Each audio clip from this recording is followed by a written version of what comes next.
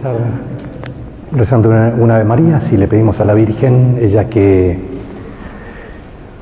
no solo es la orante por excelencia, sino seguramente quien le enseñó a rezar a Jesús, de niño, lo introdujo en la oración humanamente, ¿no? Entonces vamos a pedirle a ella que nos ayude en este camino. Dios te salve María, llena eres de gracia, el Señor es contigo, bendita tú eres entre todas las mujeres y bendito es el fruto de tu vientre Jesús. Santa María, Madre de Dios, ruega por nosotros pecadores, ahora y en la hora de nuestra muerte. Amén. San José, ruega por nosotros. En el nombre del Padre, del Hijo y del Espíritu Santo. Amén. Yo me llamo José, pero no es por eso que lo invoqué al santo, sino porque Santa Teresa de Jesús dice en el libro de su vida: quien no encuentre maestro que le enseñe oración, acuda a San José y no equivocará el camino. Así que es un buen puerto ese para donde recurrir. Bueno, como les decía ayer, quisiera arrancar escuchándolos, ¿no? Viendo un poquito si pudieron encontrar un momento. La pregunta tiene trampa, ¿no? Encontrar un momento para rezar, ¿no? Durante el día de hoy, ¿no? Y si fue así, si tuvieron alguna dificultad en particular, o hubo algo que les ayudó, así muy brevemente, ¿no? De manera sucinta. Bien, una cosa, igual va a haber otras posibilidades de diálogo. ¿Por qué 20 minutos? Porque yo creo que uno tiene que darse la posibilidad del tiempo suficiente como para alcanzar profundidad, ¿no? En la comunicación, ¿no? No es lo mismo con cualquier persona charlar 4 veces 5 minutos que sentarse a charlar 20 minutos. En general, si tenemos que charlar si alguien, yo le digo, che, mira, necesito charlar con vos algo importante, ¿no? Y te dicen, tengo 5 minutos, ¿no? En cambio, si el tiempo es más prolongado, la posibilidad de profundizar en la comunicación es mayor, ¿no? Entonces, de ahí que al menos, yo pongo como piso, ¿no? Es deseable que aún se pueda prolongar más, pero a eso apunta, ¿no? A que haya más posibilidad de ir alcanzando profundidad, ¿no? Y eso se logra de a poco, ¿no? Muy de a poco.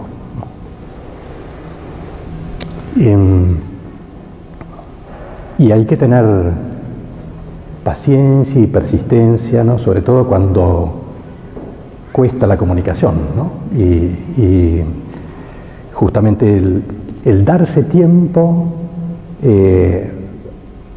hace posible muchas veces que uno se sorprenda de que quizá después de haber perseverado costosamente, quizá de pronto al final algo surge, ¿no?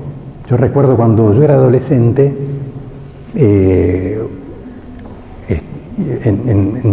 no me acuerdo cómo surgió la cosa, pero iba a un colegio religioso, digamos, y un alumno de los cursos superiores dio un testimonio sobre la oración, ¿no? Y contó que él trataba de darse un tiempo todos los días, y cuando llegaba finalmente la hora, ¿no?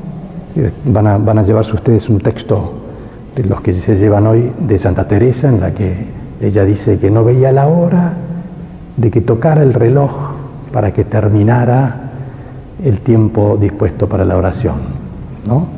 Santa Teresa, o sea que tranquilo, pero hay que persistir. Y este muchacho decía, cuando me ha costado mucho y finalmente llega la hora, más de una vez digo, me quedo 5 minutos más. Y en ese apéndice, digamos, ¿no? En ese tiempo que yo me regalo más que le regalo a Dios, ¿no? De pronto surgen cosas que no habían surgido en el tiempo anterior, ¿no? Así que dificultades para la concentración, las distracciones, la imaginación, eso creo que está muy conectado al tema de la preparación que vamos a ver hoy, ¿no? Y decías, claro, yo quiero sentir a Dios, pero claro, yo ayer descubrí que no está bien. Yo también quiero sentir a Dios. No está mal querer sentir a Dios, pero hay que saber que eso es relativo y no pasa nada si no siento nada, ¿no? ¿Está claro? O sea que, y de hecho hay que, cuando uno recibe una consolación sensible de parte de Dios, hay que agradecerlo y alegrarse, ¿no? Pero así como deseo, el tema es no identificar orar con sentir, ¿no? Orar es igual a sentir la presencia, ¿no? Esa es una idea que es necesario reformar, digamos, porque si no, tarde o temprano uno abandona, ¿no?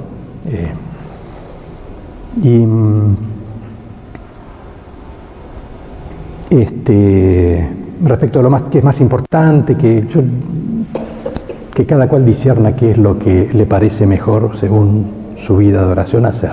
Yo no digo, si no tengo tiempo, bueno, cada cual ve qué es lo por ahí. No es que hay una categoría, que hay categorías, digamos, ¿no? Yo eso lo liberaría al discernimiento de cada uno. No pondría una categorización objetiva, ¿no?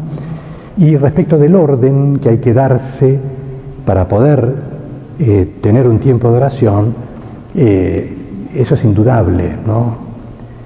Ahora, esto de que tener un orden como para que la oración no se me caiga del día, no llegue al último momento, y lo que pasa es que si yo llego al último momento y todavía no le encontré lugar, es porque en realidad no le había fijado un lugar yo previamente, ¿no? Y la primera consigna que yo planteé fue: traten de fijar un momento, un horario, y mantenerse en él, ¿no? Perseverar en él. Así yo diría, antes de empezar el día de mañana, trate de fijar un horario en el que te parezca más adecuado y que sea, a tu entender, sea posible perseverar diariamente, ¿no? Bueno,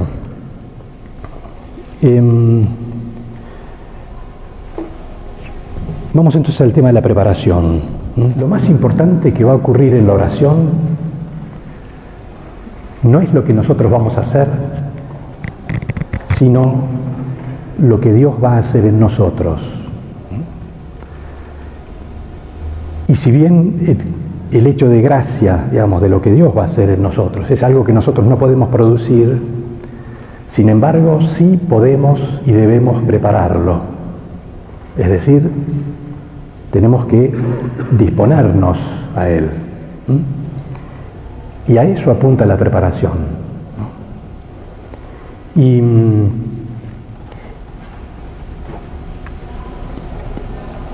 Y como la oración supone, como yo les decía ayer, el volver, ¿no? el volcar toda mi intimidad hacia Dios, ¿no?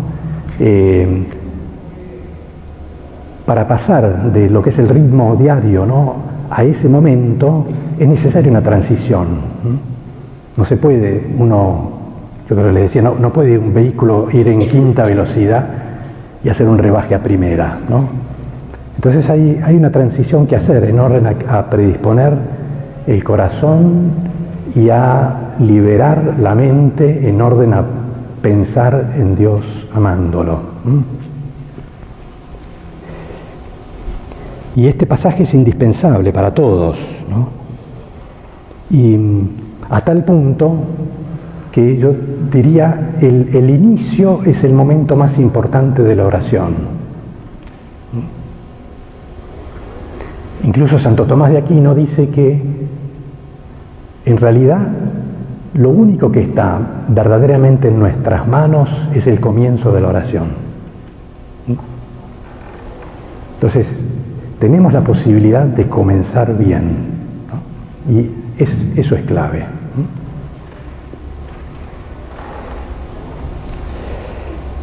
Y por eso también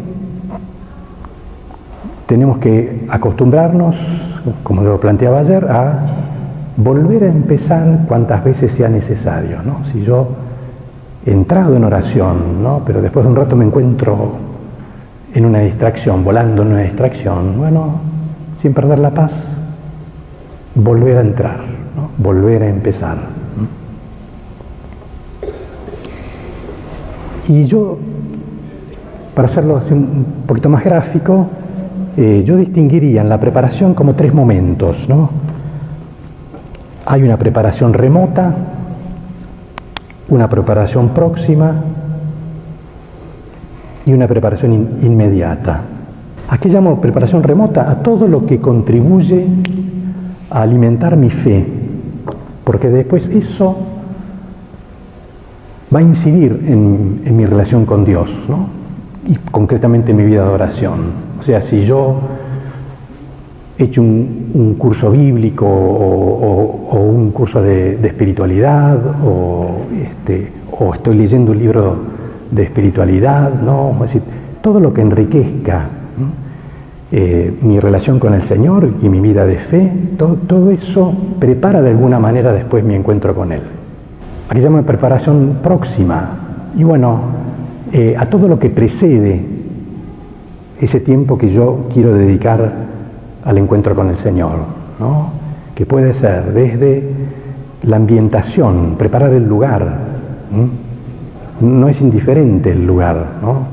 Es muy común que por ahí haya gente que tiene en su casa un rinconcito, ¿no?, donde tiene algunas imágenes, una velita, ¿no?, Entonces, ya en la preparación del lugar, de alguna manera, uno se va espiritualmente ambientando, ¿no? Y ya digo, ¿no?, si uno tiene un ícono, un crucifijo, una imagen que le dice algo especialmente, ¿no?, y es bueno, ¿no?, darle un lugar, poner una vela, encender una vela, ¿no?, ponerle por ahí un mantelito, cada cual sabrá, ¿no? Y después preparar los sentidos, y si yo he llegado muy acelerado, ver de qué manera hago una transición desacelerándome, ¿no? De pronto me viene bien, venga, acabo de llegar de hacer compras o serenarme, ver de qué manera hago algo que me ayuda a serenarme. Por ahí hago una caminata de 5 minutos, ¿no?, por ahí rezando una decena del rosario, es decir, algo que me vaya preparando psicológica y espiritualmente a lo que quiero hacer después, ¿no? Y en la preparación inmediata, que es ya sí la puerta de entrada, ¿no?, para la oración, yo también allí distinguiría, ¿no?, es la que después voy a profundizar un poquito más, es la que nos permite despejar los pensamientos y recoger el corazón en orden a poder pensar en Dios amándolo, ¿no? Esta es la preparación específica, digamos, ¿no?, que en unos minutos voy a tocar más directamente. Pero lo que yo entiendo como preparación ya específica, inmediata, supone 2 aspectos, ¿no? El primero es hacer silencio, y el segundo, que tiene que ver con pero no es exactamente lo mismo, ¿no?, es hacer intervenir la fe, ¿no?, que ese silencio se abra a una escucha creyente, ¿no? Dedico ahora unos minutos al primer aspecto, ¿no?, que es el silencio. ¿Por qué el silencio, ¿no? Es curioso porque el silencio aparenta incomunicación y sin embargo es la condición indispensable de toda comunicación verdadera. Es decir, solo saben comunicarse quienes son capaces de hacer silencio, ¿no? Hay gente muy locuaz, pero que quizá vive incomunicada, ¿no? Y fíjense, el sentido primordial del diálogo no es la palabra, sino la escucha. Es decir, no hay diálogo cuando hay dos personas dispuestas a hablar, sino cuando hay dos personas dispuestas a escuchar. Y esto es algo que hay que educar, ¿no? Y que de alguna manera se fecunda mutuamente, ¿no?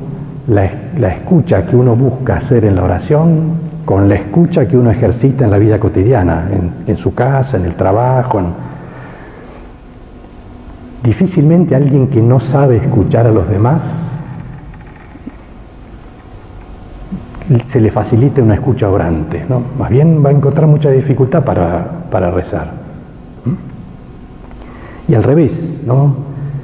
El que va madurando es capaz de abrirse a la escucha de los otros, todo eso le favorecerá, es como una preparación remota, digamos, ¿no? Le favorecerá la disposición que necesita para poder hacer oración, ¿no? Y viceversa también, ¿no? El que va madurando en la escucha orante normalmente se hace más capaz de escuchar a los demás, ¿no?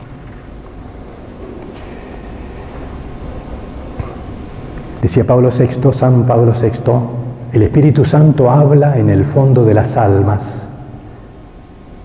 que saben ofrecerle el silencio que exige su voz, ¿no? El Espíritu Santo habla en el fondo de las almas que saben ofrecerle el silencio que exige su voz. Y si uno mira a Jesús en su vida pública, es muy significativo cómo él prácticamente construye su vida ministerial, esos años de vida pública, sobre una doble escucha, ¿no? La escucha del Padre y la escucha de su pueblo. Y el silencio, para poder hacer silencio, ¿no? Es necesario iluminarlo desde la fe también, para poder hacer un silencio orante, digamos, ¿no? Es decir, el silencio y la fe van de la mano, ¿no? En general, el no creyente suele huir del silencio porque al no creer que en el silencio pueda resonar una palabra trascendente, el silencio lo pone frente a su más radical soledad. Y frente al silencio tiene sensación de abismo, de vértigo, ¿no? No es casual que en una cultura secularizada haya tanto aturdimiento, tanta necesidad de aturdimiento, ¿no? Tanta huida del silencio, ¿no? Y en cambio, en el creyente, y más todavía en el contemplativo, no solo el silencio es un problema, sino que es una necesidad. No solo se valora, sino que se necesita, ¿no? Y se lo busca, ¿no? Yo recuerdo una mujer que había participado en un taller de oración hace muchos años y después me venía a ver cada tanto a charlar un poco sobre su vida de oración, ¿no? Y ya era una mujer grande, con hijos y nietos, y me vino a ver una oportunidad en una circunstancia muy dolorosa, porque el hijo mayor, tenía 5 hijos, el hijo mayor le habían descubierto un tumor al cerebro, y ella estaba lógicamente sufriendo mucho toda esa situación, ¿no? Entonces, sabiéndolo, sus hijos y los nietos se organizaron de tal manera que hubiera siempre alguien en la casa, ¿no? En el departamento. Ella vivía sola, entonces, como para acompañarla, ¿no? Y ella me contaba esto y me decía, la verdad que yo aprecio el cariño de mis hijos y mis nietos. Ella se dio cuenta enseguida, ¿no? Que veía siempre a alguien. Pero agregaba, ellos no se dan cuenta que yo necesito momentos de soledad para sentirme acompañada. Una mujer de fe y de oración, ¿no? Ellos no se dan cuenta que yo necesito momentos de soledad para sentirme acompañada. Esto es lo que posibilita vivir con serenidad y deseo, incluso el silencio, ¿no? Descubrir que en él hay una presencia, ¿no? Es decir, uno tiene que aprender a estar solo sin sentirse solo, y esto te lo da la fe, ¿no? Y la paradoja es que esto uno lo descubre solamente cuando se atreve a la soledad. Cuando uno se atreve a la soledad, recién ahí uno descubre que nunca está solo, ¿no? Se acerca la hora en que ustedes me dejarán, y ustedes me dejarán solo, dice Jesús en las inmediaciones de su pasión, ¿no? Pero no, en realidad no estoy solo porque el Padre está conmigo, dice Jesús, ¿no? Bueno, esta percepción es la que posibilita, es decir, de un silencio habitado, es la que posibilita en el creyente buscar la soledad y el silencio para encontrarse con el Señor, ¿no? O sea, el creyente no busca el silencio para aislarse, ni como una huida, sino que es condición para la comunión, ¿no? Es condición para un encuentro, no para aislarse, sino para un encuentro. Eso es la búsqueda sana de soledad, digamos, ¿no? Y ahora sí quisiera ir más en concreto, ¿no? Quisiera hacer como una triple distinción. Cuando hablo de hacer silencio, a mí me gusta, para hacerlo un poquito más gráfico, distinguir entre el silencio exterior, la postura corporal,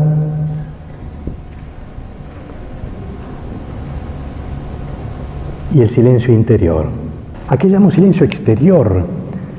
Y bueno, al tratar de buscar un lugar suficientemente silencioso, ¿no? O un momento del día suficientemente silencioso en la casa, ¿no? Donde no haya tantos ruidos, ¿no? ni motivos de distracción, ¿no? Pero en esta vida nunca nadie está en una situación de silencio absoluto, ¿no? Y ustedes lo verán cuando ahora en unos minutos nos demos un tiempo para la oración, ¿no? Están en un templo, están todos tratando de rezar, condiciones ideales, hay ruidos, ¿no? Hay alguien que se levanta, alguien que se mueve, alguien que pasa las hojas de la Biblia, alguien que estornuda, alguien que... Y si uno es muy ansioso, curioso, claro, todo eso dice, no puedo ni arrancar, ¿no? Entonces yo creo que el silencio exterior supone no solo, cuando yo digo silencio exterior, es mi relación con el exterior, ¿no? No solo buscar el lugar más adecuado posible, sino también aprender a abstraerme, a desentenderme de lo que pasa a mi alrededor, ¿no? Yo le decía, por ejemplo, hace poquito que tuve un taller de oración en una parroquia de barrio muy popular, que es William Morris, ahí en el partido de Morón. El centro de William Morris, que es un centro comercial, es un hormiguero, sobre todo un sábado a la mañana, así, esos días que... Entonces yo les decía a las señoras que estaban en un taller, yo les decía a ustedes, cuando van al centro de Morris, ¿no? Y se encuentran con alguien conocido, ¿no? Por ahí en la vereda, y se detienen a charlar, ¿pueden charlar? Sí, uno. ¿Y escuchan al otro? Sí. Y todos los ruidos y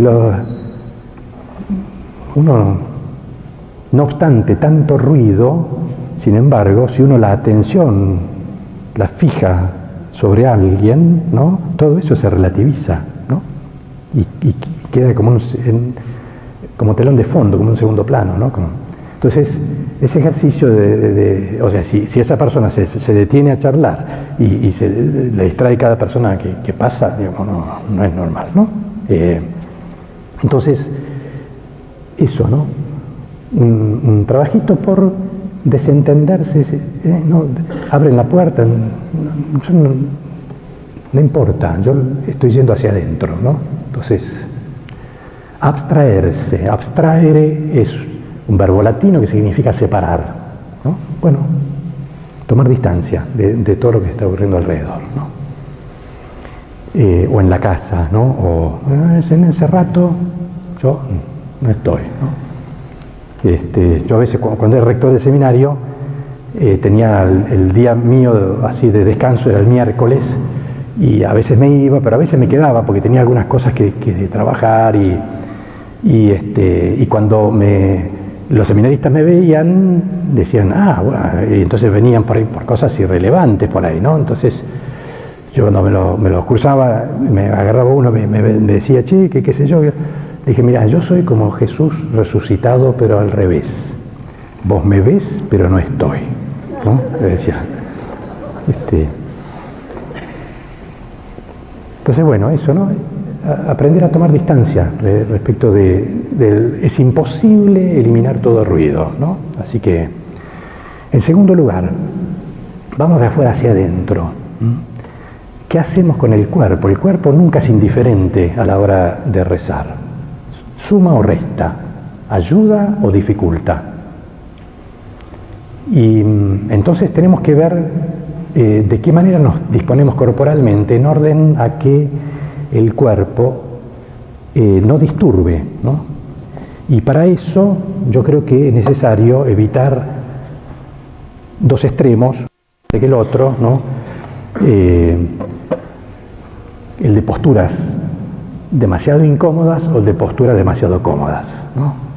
Demasiado incómodas, pues yo siempre digo, si a alguien se le ocurre que en Cuaresma se va a poner porotito debajo de las rodillas para hacer penitencia, ¿no? Porque, bueno, digo, harás penitencia, pero oración, seguro que no, ¿no? Si vas a estar pensando todo el tiempo en tu cuerpo, ¿no? Y lo que hay que lograr es, otra vez, así como me desentiendo del exterior, desentenderme de mi cuerpo, ¿no? Y las posturas demasiado cómodas conspiran también, a veces porque uno termina durmiéndose, ¿no? Pero si uno se pone en un sofá, claro, pero no necesariamente es porque la postura es demasiado cómoda. Santa Teresita hablaba de que más de una vez se queda dormida, ¿no? Así que, para consuelo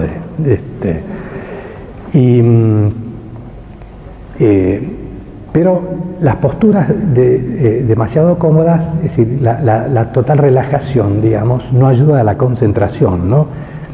Piensen en algo análogo, como puede ser el estudio, ¿no? No sé si alguien era capaz de estudiar en la cama, ¿no? Alguna vez yo estaba seguro que no, y alguna vez alguno me contestó que sí, y me mató, porque o sea, ¿no? La concentración que requiere el estudio normalmente nos hace que el cuerpo se disponga de una manera determinada, aunque uno ni se lo plantee, ¿no? Y de pronto ese gesto, ¿no? que llevó a que en español se diga hay que gastarse los codos, ¿no? ¿Qué significa? Los codos contra la mesa y las manos sobre sosteniendo la cabeza y es como, ven, como que el cuerpo también busca, ¿no? Como envolverse en orden a estar más concentrado, ¿no? Entonces, y a mí me pasó una cosa curiosa también.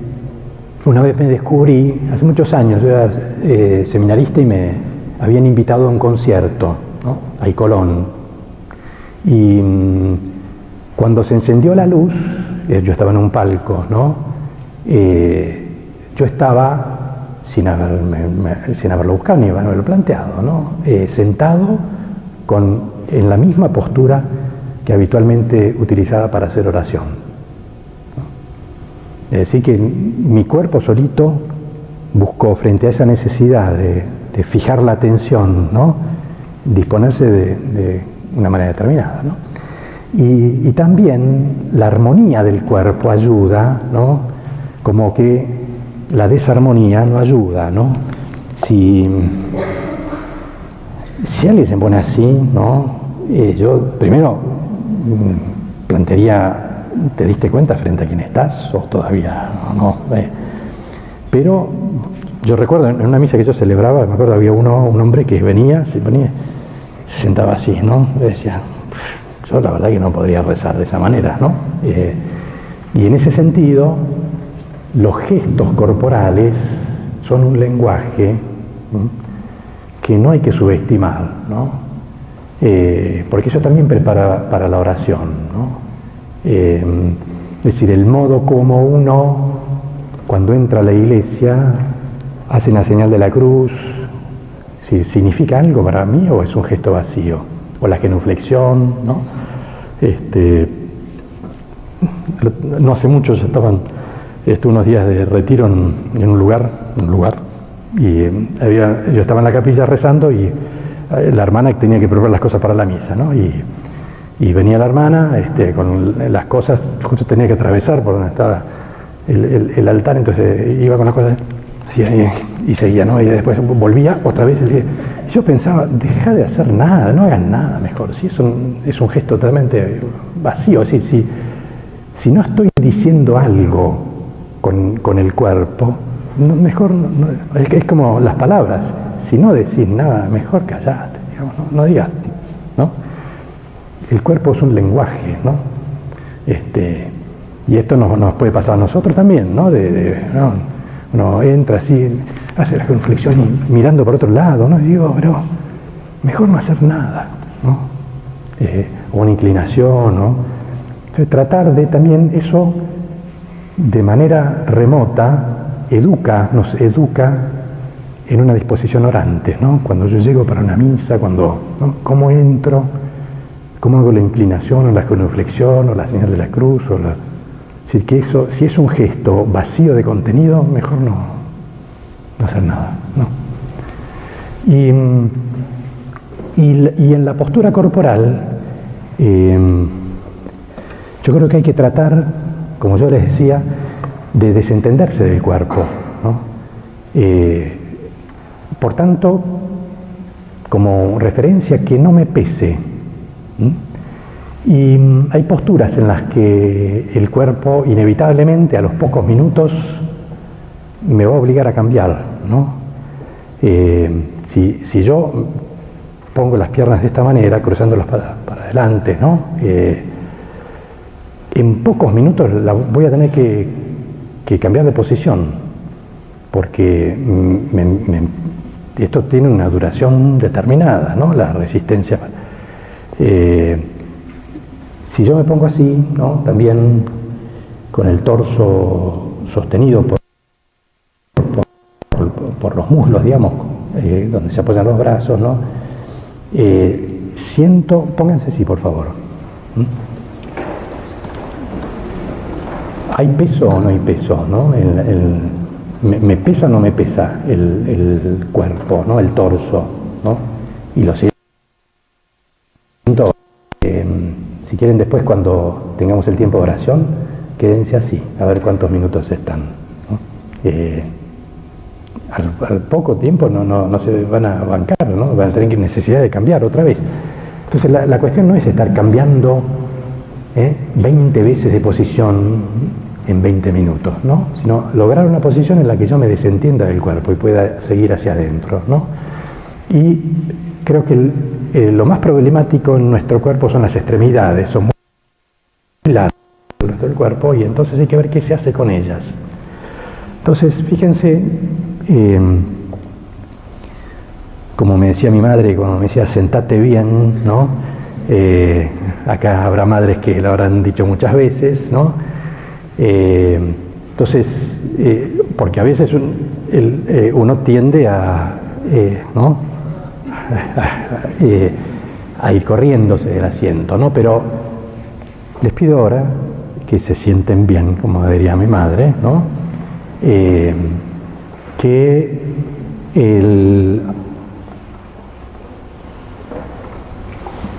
las piernas caigan en 90 grados, ¿no? Hacia el piso, es decir, que sea un ángulo recto, digamos, el que genera la rodilla, ¿no? Y apoyen las manos sobre los muslos, ¿no? y derecho, ¿no?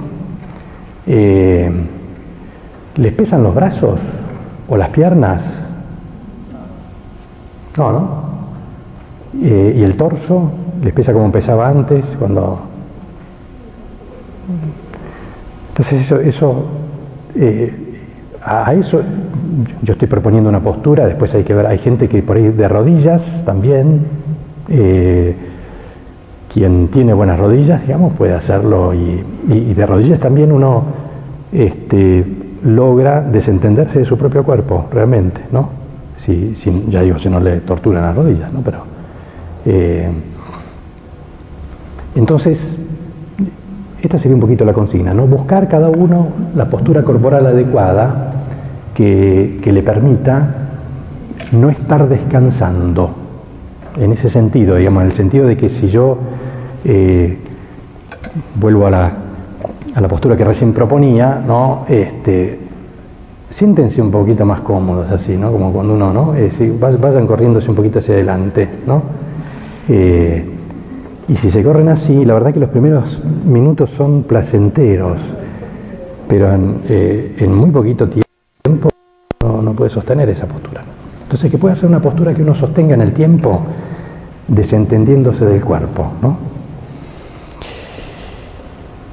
Y por último, el silencio interior,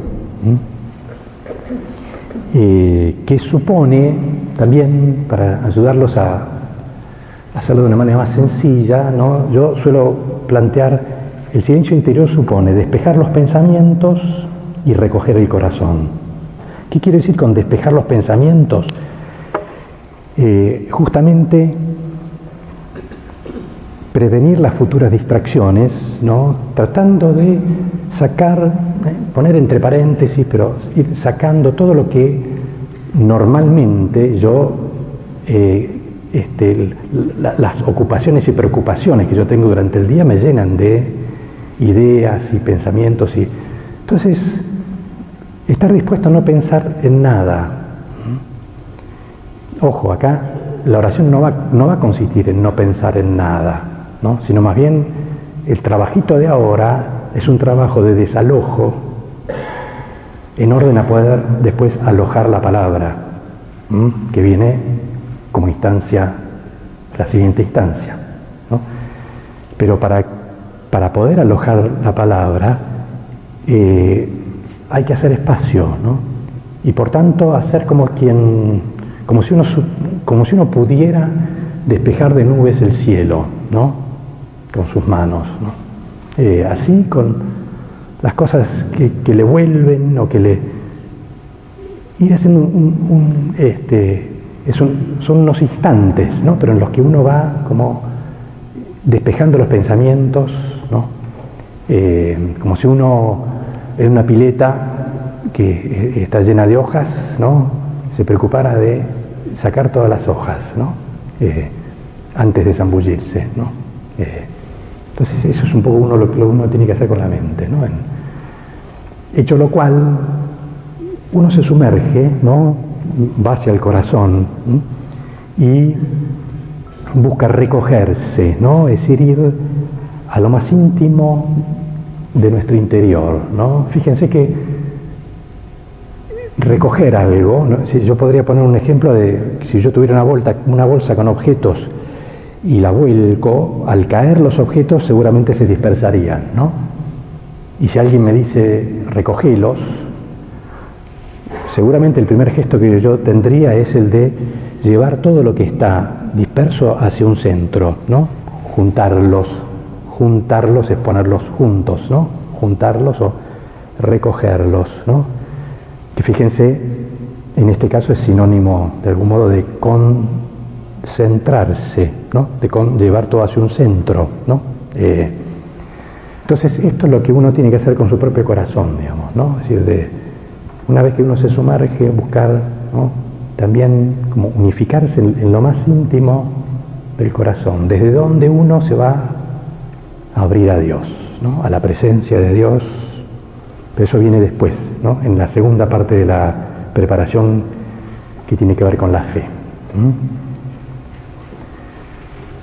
¿Está claro esto? Entonces, ¿no? Si ustedes se fijan, es un movimiento de afuera hacia adentro, primero desentenderse del exterior, poder desentenderse, adoptar una postura tal que uno pueda desentenderse del propio cuerpo, seguimos hacia adentro, despejar los pensamientos y sumergirse recogiéndose en el propio corazón, ¿no? Desde ahí, fíjense, uno tiene una disponibilidad en orden a pensar en Dios amándolo, ¿no? Una disponibilidad mental y afectiva que hace posible que alojando la palabra uno termine por pensar en Dios amándolo, ¿no? ¿Es claro hasta acá? Sin duda, pero hacer foco en algo viene después, que es en la palabra, justamente. Porque esta disponibilidad no es, ya digo, no es, alguien me decía ayer que no llegué a responder, ¿no? ¿Qué hago con el silencio, no? Y claro, es verdad, ¿no? Uno hace silencio y puede ser una sensación opresiva, ¿no? Pero el silencio no es un fin, sino un medio para la escucha. Y ahí viene la instancia de la palabra, ¿no? Pero eso viene después. El tiempo es relativo. El tiempo es relativo. Está muy bien la pregunta. Claro, ¿qué tiempo uno invierte en esto, ¿no? Depende de cada uno. Yo diría, en esto tiene que ver un poco la práctica, ¿no? Ya uno cuando está más habituado, esto le sale más fácilmente, ¿no?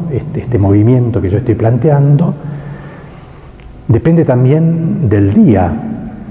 A veces uno llega y eso requiere poner más tiempo en la preparación, ¿no? En orden a poder tomar distancia de las turbulencias con las que uno llega, digamos, ¿no? Probablemente aquí hemos estado todo el tiempo hablando de la oración, ¿no? No es lo mismo que en la mitad de una jornada en sus casas, ¿no?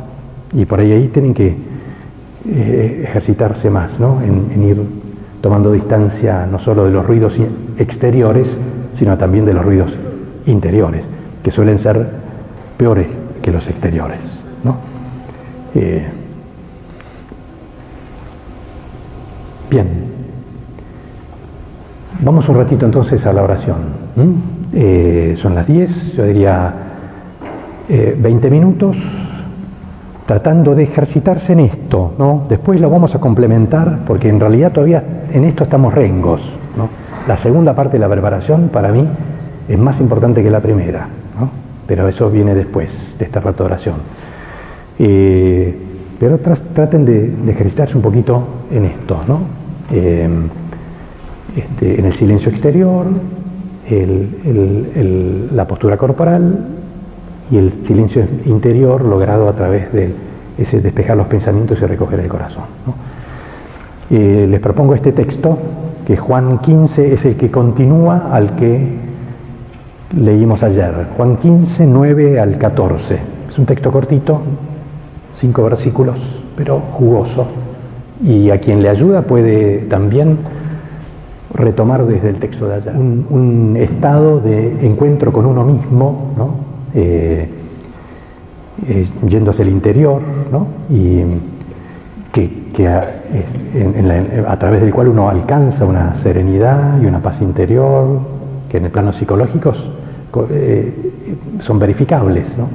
Por eso quizás son propuestas muy atractivas, porque son verificables, psicológicamente verificables, ¿no? La oración no es tan verificable y además no es algo que tiene por finalidad generar bienestar psicológico, porque la oración cristiana en realidad no te acomoda, te incomoda, ¿no? Es decir, si se hace bien, más bien te mueve la silla, no es que Sí, claro, es decir, es una llamada a la conversión, ¿no? El Evangelio es interpelante, no es... Entonces ya digo, lo que constituye, ¿no? Es todo esto, y por eso podemos servirnos, ¿no? De esas mediaciones, digamos, en orden a esta primera parte de la preparación, ¿no? Esos ejercicios que por ahí mucha gente utiliza, digamos, ¿no? Para, sobre todo dentro de la New Age, digamos, ¿no? Pueden ser una mediación, pero no te ponen en oración, ¿no? Son dos cosas distintas, en cuanto que justamente técnicamente es lo que se llama, hay que hacer un pasaje entre la mística natural y la mística sobrenatural, ¿no? La mística natural que pueden generar estos métodos favorecen el encuentro de uno con uno mismo, pero nosotros vamos a otra cosa, que es un encuentro con otro, ¿no? Y eso es lo propio de la teología y la espiritualidad cristianas, de la oración, ¿no? Es decir, para nosotros es un hecho interpersonal. Es decir, Dios es, y esto es otra cosa que nos distingue, digamos, de las religiones orientales no cristianas, ¿no? Para nosotros Dios es persona que viene a nuestro encuentro, ¿no? Ya eso es una novedad. Y eso es lo que buscamos en la oración, ¿no? Pero para eso justamente toda esta disposición que yo acabo de proponer hay que completarla desde la fe. Es decir, una vez que yo estoy dispuesto y recogido a abrirme desde la fe a la presencia de alguien con quien vengo a encontrarme, ¿no? Y esto solo me lo ofrece la fe, ¿no? Entonces, es como si en esta segunda parte de la preparación nosotros tuviéramos que encender algunos foquitos, ¿no? Luces que nos ubican frente a quién estamos y hacia dónde vamos, ¿no? Hacia quién vamos. ¿Cuáles son esas luces que nos permiten encender la fe, ¿no? Actualizando la fe, ¿no? Se las voy señalando, ¿no? La primera es que a la oración no vamos a hacer algo, sino a encontrarnos con alguien. Y esto es clave, ¿no? O digamos, hacemos algo para encontrarnos con alguien, ¿no? Si no tenemos claro esto, Dios seguramente permanezca como un espectador de mi propia introspección o ensimismamiento o reflexión, pero no va a haber encuentro, ¿no? Entonces lo primero que tengo que tener claro es que yo voy al encuentro de alguien. En segundo lugar, ese alguien está presente, realmente presente, no virtualmente presente. No es alguien que yo hago presente a través de mi memoria o de mi imaginación, como podría hacerlo con mi madre, que hace ya unos años que murió, ¿no?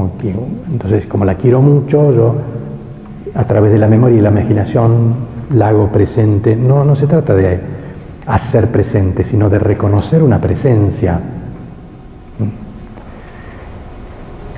Y es la fe la que me permite reconocer esa presencia, ¿no?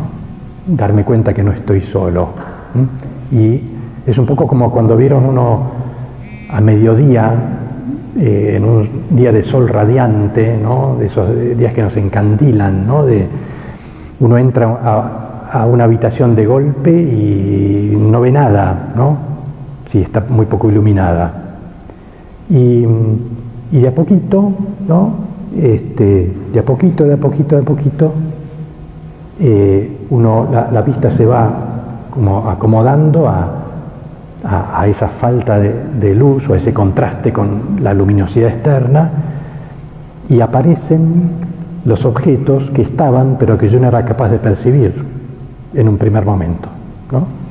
Bueno, esa transición, ¿no? A través de la cual lo que yo no veía antes, ¿no? O lo que yo no sabía presente antes, lo voy descubriendo presente, lo voy reconociendo presente, es lo que me permite la fe, ¿no? Con Dios, con Jesús, ¿no? Es decir, justamente empezar a ser consciente de una presencia, ¿no?, que yo no tenía conscientemente presente, ¿no? Y es la fe la que me permite, ¿no?, el saberlo presente. Y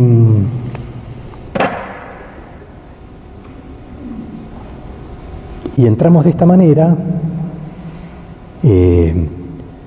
en un silencio habitado por la presencia de alguien que me ama, me busca, me espera, me mira y me habla.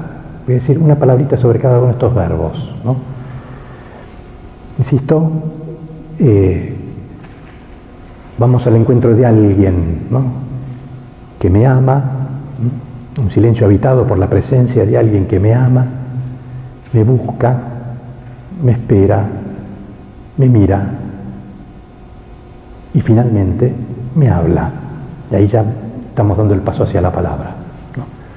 Pero antes de dar el paso hacia la palabra hay que caer en la cuenta de que aquel a cuyo encuentro voy es alguien que me ama, y no es un dato en abstracto, ¿no?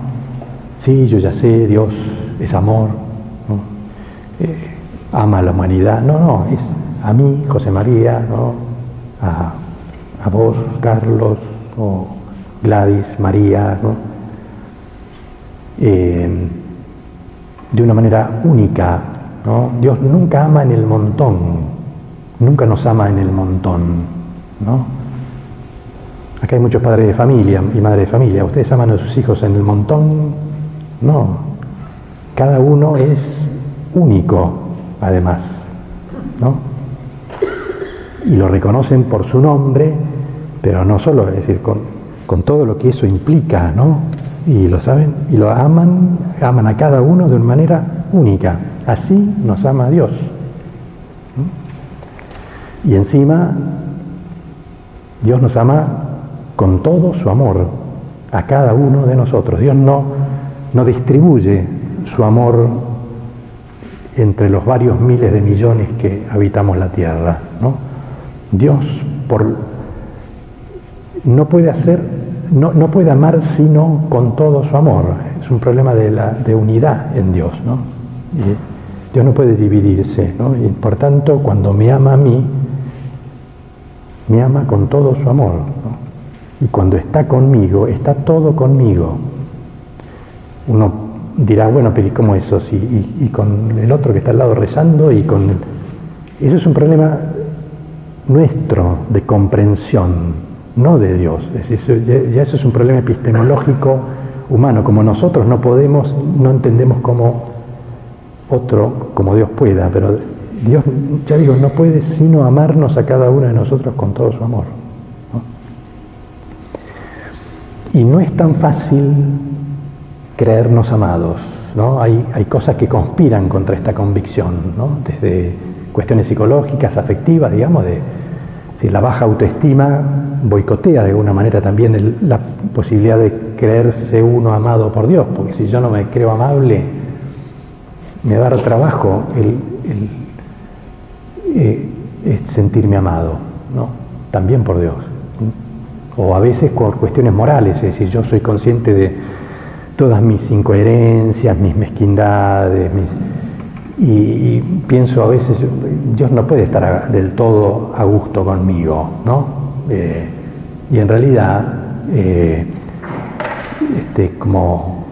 esta es una frase muy bonita de Lutero, que citaba Juan Pablo II, decía, Dios no nos ama porque seamos buenos o cuando somos buenos. Dios nos ama porque Él es bueno. Y esta es la buena noticia, ¿no? Lo otro pertenece a la mentalidad farisaica, ¿no?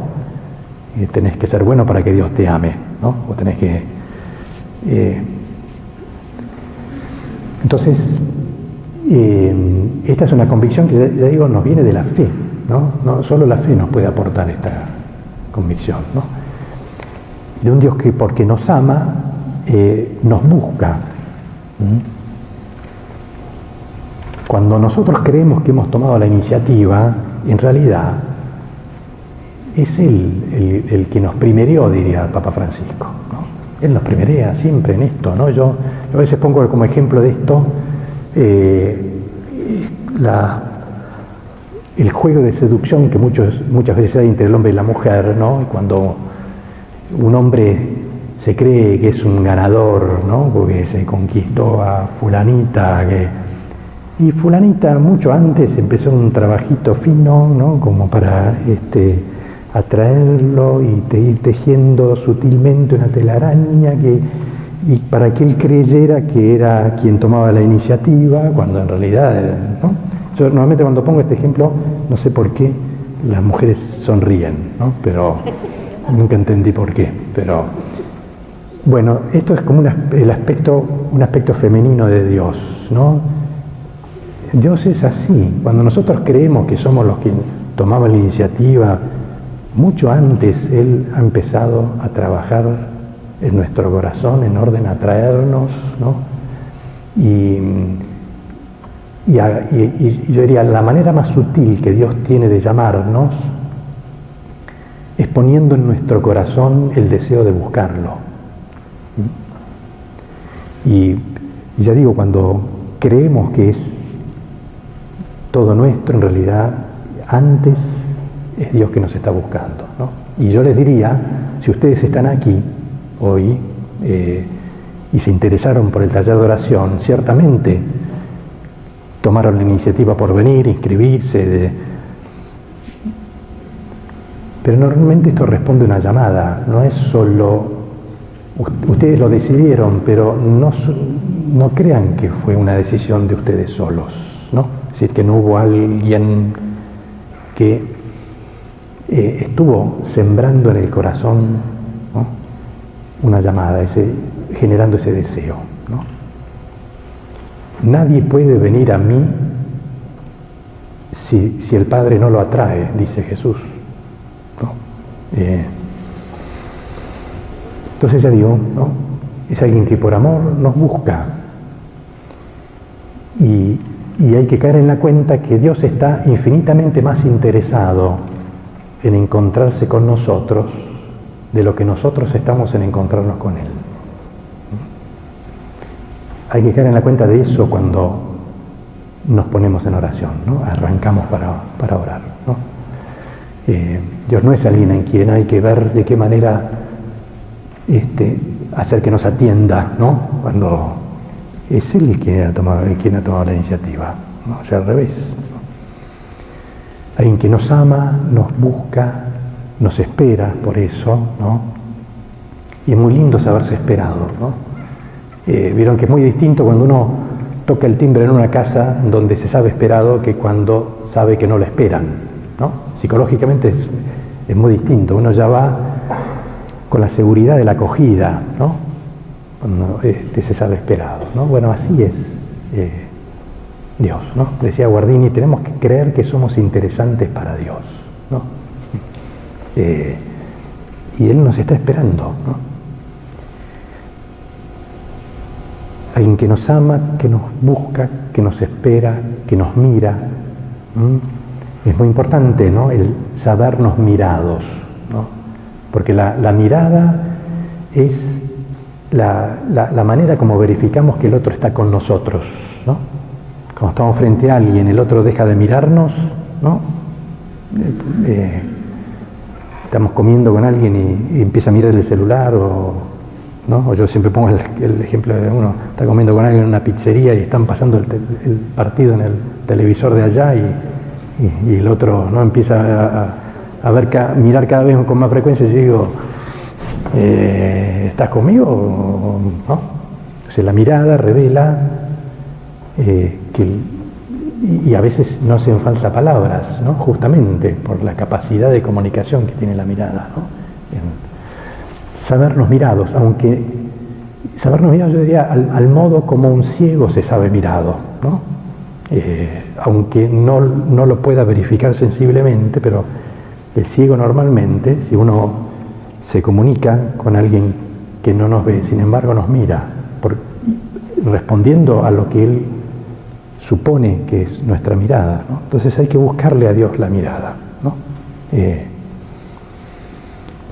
Y nos habla, finalmente, ¿no? Pero recién ahí llegamos a que nos habla, ¿no? Recién ahí entramos a la lectura de la palabra.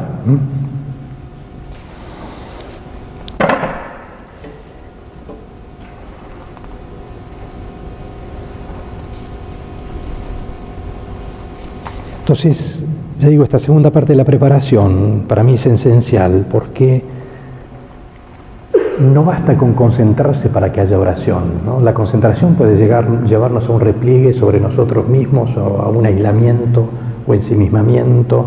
Justamente lo que hay que hacer es abrirnos a la presencia de otro, ¿no? Que nos ama, que nos busca, que nos espera, que nos mira, que nos habla, ¿no? Entonces les voy a proponer ahora que nos demos un ratito para orar sirviéndonos de esa guía, ¿no? Que es un recordatorio, digamos, de los puntos que yo fui desarrollando. Si Dios quiere, mañana les voy a dar ya el esquemita completo, porque mañana voy a desarrollar el tema de la palabra, ¿no? Entonces, como para que se lo lleven a su casa también, ¿no? Esto es como un andador que ayuda, ¿no? Hasta que uno lo va integrando y incorporando, ¿no? Ya haciendo hábito como forma de la preparación. Entonces, fíjense que el texto empieza diciendo, ¿no? Ayer alguno me decía, bueno, pero ¿qué hago para prepararme, no? Bueno, acá tengo unos cuantos datos, ¿no?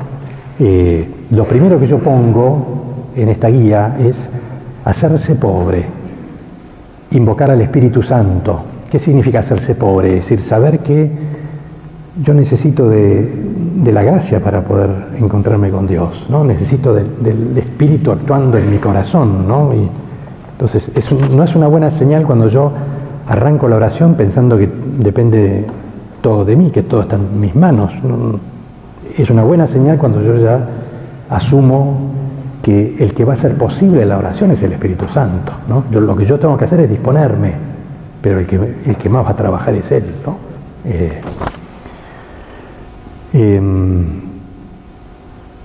Y como decía Bernardo de Libera, el monje trapense, decía, nosotros transpiramos, pero es Dios el que más trabaja, ¿no? Hacerse pobre, invocar al Espíritu Santo, creer en Él, ¿no? O sea, confiar en que Él va a obrar, ¿no? Ya, ni bien arrancamos, ¿no? Confiar en Él. Entonces, estos dos aspectos, silencio exterior, que es lo que yo les decía, abstraerse del exterior, desentenderse, postura corporal, revisar si uno está descansando en el mal sentido del término, digamos, ¿no? Si uno se fue relajando, ¿no? Silencio interior, despejar los pensamientos y recogerse. Y luego, hacer consciente lo que uno va a hacer y con quién va a estar, ¿no? Lo que uno va a hacer y con quién, lo que uno va a hacer es volver al norte, pensar en Dios amándolo, ¿no? Y con quién va a estar, es decir, hacer consciente la presencia de Dios, mirar al Señor, sabiéndose uno amado, y recién ahí ir al texto. Pero cuando uno va al texto de esta manera,